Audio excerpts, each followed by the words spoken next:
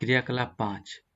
आपने शिक्षक की उपस्थिति में दो उथले पात्रों में दो समान आकार की मोमबत्ती को बीचों बीच में लगाई।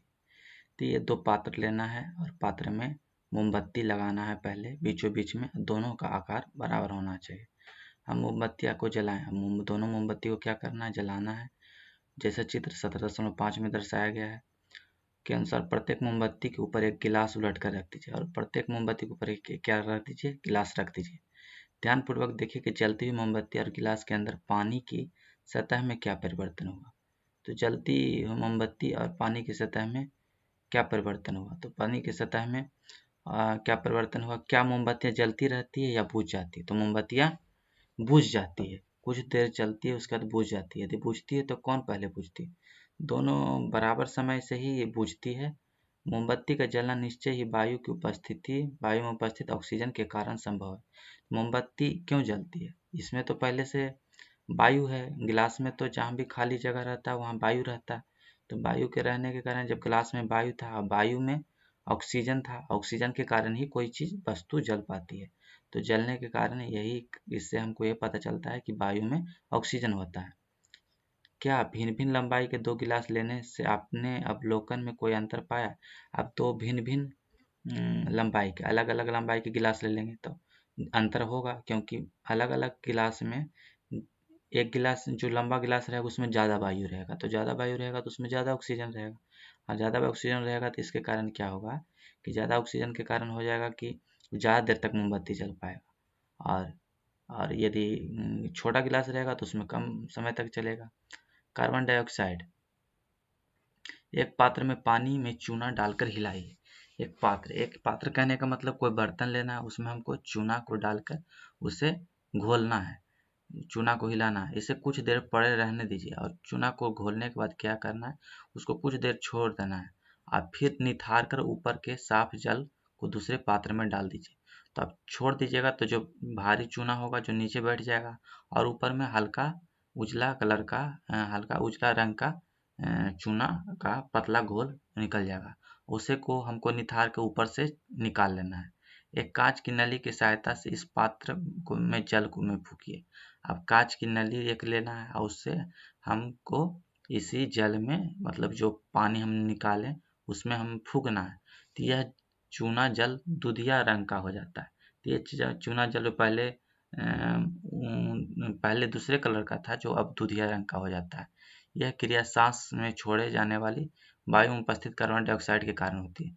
अरे ऐसा क्यों होता है, दूधिया क्यों हुआ, तो दूधिया जब किसी भी चूना जल पर हम कार्बन डाइऑक्साइड की अभिक्रिया करवाते हैं तो क्या होता है कि उसमें दूधिया कलर हो जाता है, दूधिया रंग का हो जाता है। तो और हम जब श्वास छोड़ते हैं तो उससे कार्बन डाइऑक्साइड निकलता है और वही कार्बन डाइऑक्साइड वायुमंडल में जाता है। तो इससे क्या पता चला कि वायुमंडल में कार्बन डाइऑक्साइड भी पाया जाता है। नाइट्रोजन। क्रियाकलाप 5 में क्या आपने देखा कि वायु का एक बड़ा भाग अब भी गिलास में शेष रह जाता है और वायु का यह बड़ा भाग क्या है, क्या यह बड़ी भाग मोमबत्ती को जलने में सहायक होता है। इसे बड़े भाग में वायु का एक ही अवयव है। वायु के इस बड़े भाग में अनेक अवयव होते हैं परंतु उनमें से प्रमुख अवयव नाइट्रोजन है।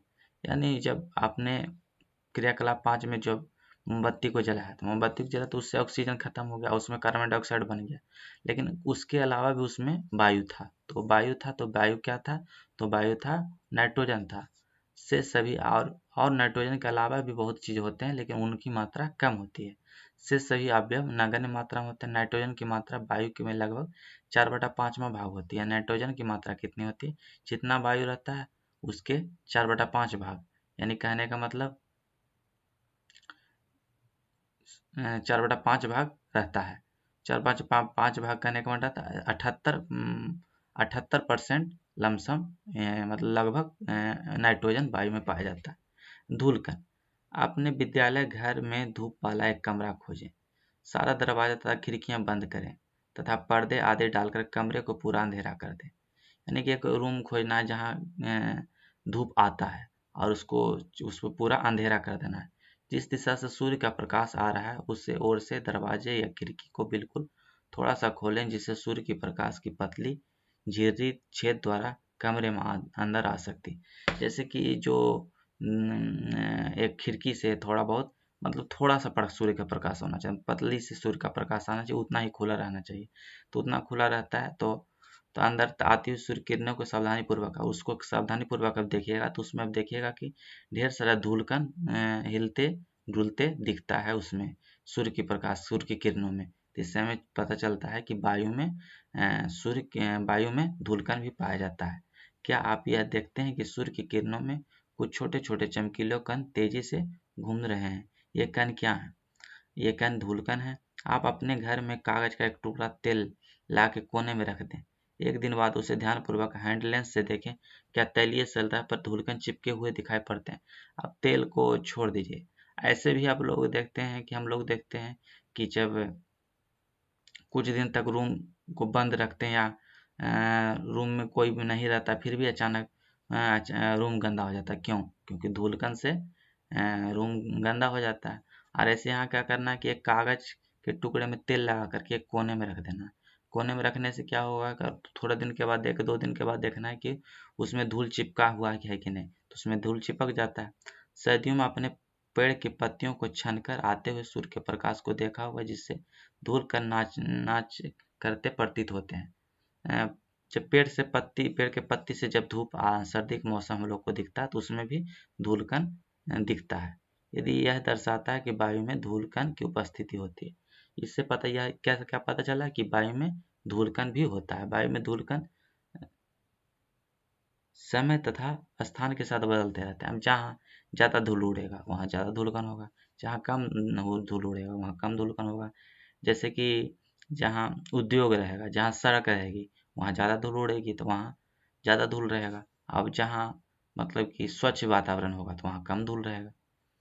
जब हम नाक से श्वास लेते हैं तो हम वायु अंदर लेते हैं। धूल के कण को श्वसन तंत्र से जाने से रोकने के लिए हमारे नाक में छोटे छोटे बाल तथा श्लेष्मा नाम की पतली नमदार झिल्ली होती है। जब हम श्वास लेते हैं तो श्वास लेने के कारण तो वायु में तो धूलकण भी रहता है, तो धूलकण हमारे नाक में चला जाएगा। तो उसको बचाने के लिए क्या होता है, नाक में छोटे छोटे बाल होते हैं और बाल के साथ साथ उसमें एक श्लेष्मा नामक एक पतली झिल्ली होती है। झिल्ली कहने का मतलब एक पतली परत होती है, वही हमें हमारे नाक में धूलकण जाने से रोकती है। क्या आप उस पल को याद कर सकते हैं जब आपके अभिभावक ने अपने मुंह से सांस लेने के कारण डांटा हो? अगर आप मुंह से सांस लेंगे तो हानिकारक धूल के कण आपके शरीर में प्रवेश कर जाएंगे।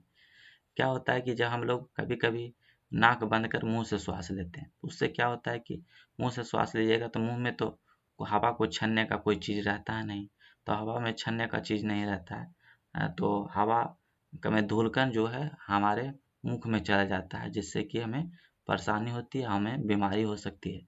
इससे हमें क्या निष्कर्ष निकालते हैं, ये मतलब इतना प्रयोग किए उससे हमें क्या पता चला कि वायु में कुछ गैस होती है जैसे जल वाष्प होती है, धूल के कण विद्यमान होते हैं। वायु में मुख्यतः क्या क्या पाए जाते हैं, नाइट्रोजन पाए जाते हैं, ऑक्सीजन भी पाई जाती है, थोड़ी मात्रा में कार्बन डाइऑक्साइड तथा इससे भी कम मात्रा में अन्य गैसों का मिश्रण होता है और इसके अलावा भी गैस होती है।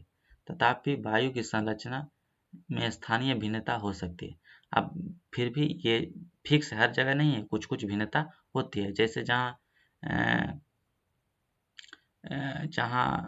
स्वच्छ वातावरण रहेगा तो वहाँ के वायु में कुछ अलग बदलाव, कुछ अलग धूलकण का और गैसों का मतलब मात्रा उपस्थित रहेगा। और जहाँ मतलब धूल वाला स्थान होगा जहाँ तो वहाँ ज़्यादा अलग रहेगा। तो वही ये थोड़ा थोड़ा अंतर करता है।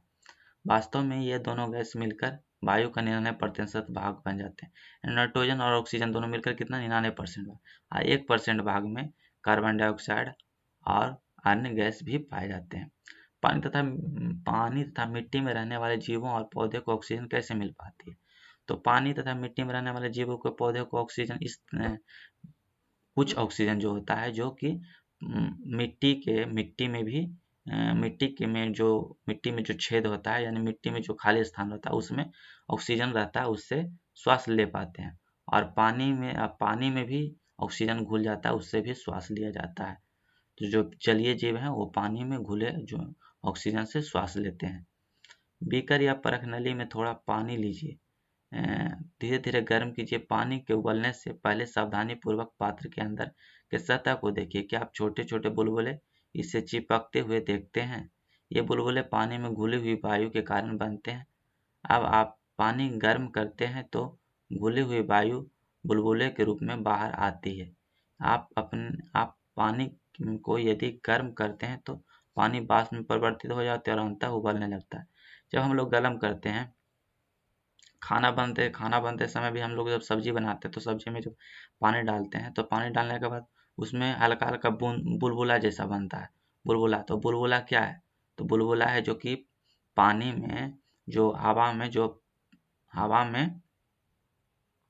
ये जो हवा बुलबुले क्या है? बुलबुले पानी में घुली हुई वायु के कारण बनते हैं। तो पानी में जो घुला हुआ वायु होता है उसके कारण क्या बनता है? बुलबुला बनता है। और वो जब मतलब जब गर्म होता है तो उससे वायु अलग होता है तो बुलबुला बनता है। अब बर्तन को ढककर पानी और धीरे धीरे उसको गर्म करते रहेंगे तो उससे पानी वाष्प बन जाता है। अब बर्तन को ढककर पानी को ठंडा होने दीजिए। जब पानी ठंडा हो जाए तो उसे एक छोटी मछली तीव्रता से डालकर ढक दीजिए। अब मछली का क्या होता है? मछली छटपटाती है। यदि उस पानी से निकालकर दूसरे पानी या एक्वेरियम में नहीं रखे तो मछली मर भी सकती है। इससे स्पष्ट होता है कि जीव पानी में रहते हैं, वह श्वसन के लिए पानी में घुली ऑक्सीजन का उपयोग करते हैं। यानी कहने का मतलब हो कि जब हम पानी को गर्म कर लें और गर्म करने के बाद जब उससे ऑक्सीजन निकल गया, उससे वायु निकल गया, अब उसमें उस पानी में हम मछली को रखेंगे तो मछली क्या हो जाता है? मछली मर जाएगी। क्यों? क्योंकि उसमें तो जो घुली हुई वायु थी वो तो बाहर निकल गई। तो बाहर निकलने से क्या हो गया कि उसमें से ऑक्सीजन उपस्थित रहा नहीं। तो ऑक्सीजन उपस्थित नहीं रहा तो इसलिए जलीय जीव को ऑक्सीजन की आवश्यकता होती है और इसी कारण मछली मर जाती है। ध्यान रखें कि अनावश्यक मछलियों को नहीं मारना है। जो जीव गहरी मिट्टी के अंदर रहते हैं उन्हें भी सांस लेने के लिए ऑक्सीजन की आवश्यकता होती है। वे जो श्वसन की क्रिया के लिए आवश्यक वायु कहाँ से प्राप्त करते हैं?